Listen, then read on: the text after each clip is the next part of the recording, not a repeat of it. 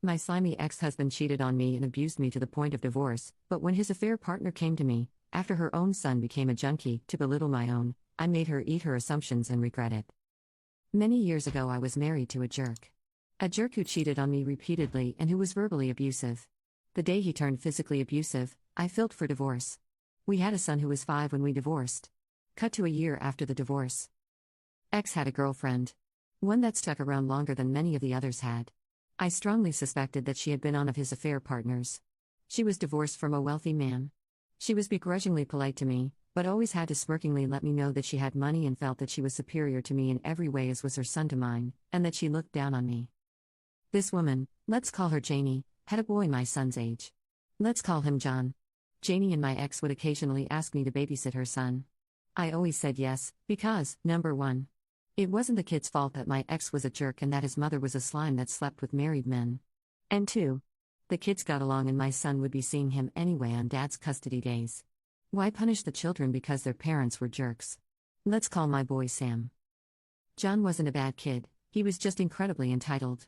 He once told me that I was poor because I cleaned my house myself and didn't have a maid. I pointed out that he was poor too, as all of the money in his world came from his dad's alimony payments to his mom, but that he, John, had no money of his own, which made him even poorer than I was. One conversation John and I had at my house went like this: John, I want toast and jam. Me, okay. John, do you have marmalade? Me, yes. John, do you have whole wheat or whole grain bread?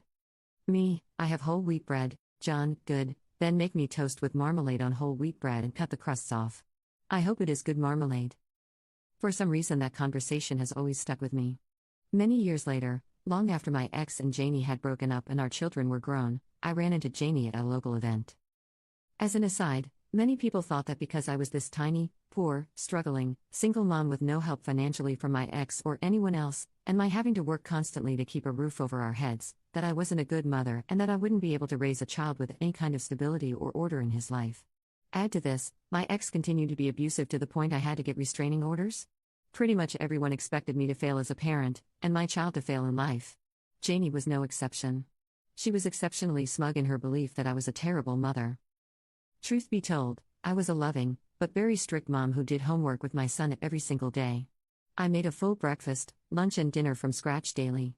We ate together every night. I was always home and available for my son, and always very hands-on. I even worked an extra job to hire a math tutor when it seemed my son might be struggling with math.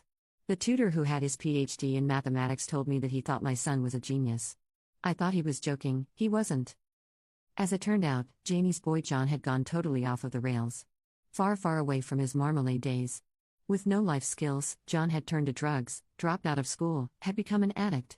He had been in and out of rehab, living on the street at times, but Janie still seemed to be enabling him. After telling me all of this, she condescendingly put her hand on my arm, leaned in and said, "Sam too?" Poor Sam, he was never very bright. I know he was terrible in school. While Sam was very, very bright, it was true, he had been awful in grade school through HS. In fact, he almost failed out of HS. I was in the office having meetings with the principal almost weekly. As it turned out, Sam was just incredibly bored. I leaned away from Janie, patted her shoulder, chuckled and said, "Well, actually, Sam has 3 STEM degrees. He did his undergrad with a double major in physics and astronomy, thinking he was going to be an astrophysicist. He graduated with I think a 4.3 in both, but then changed his mind about his career path and got his advanced degree in nanophysics.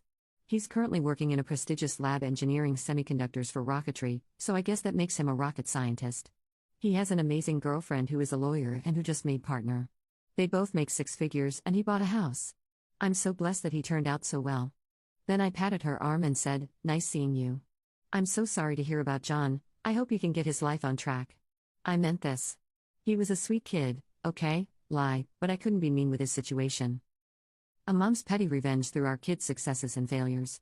Years in the making, but oh so satisfying. Commenter. I've always said it's not about the money or fancy degrees, it's all in the love and hard work we put into our kids. Take my husband for instance, he's a high school dropout, but our daughter swears by his pancakes. As a mom, though, hearing this woman's story just warms my heart.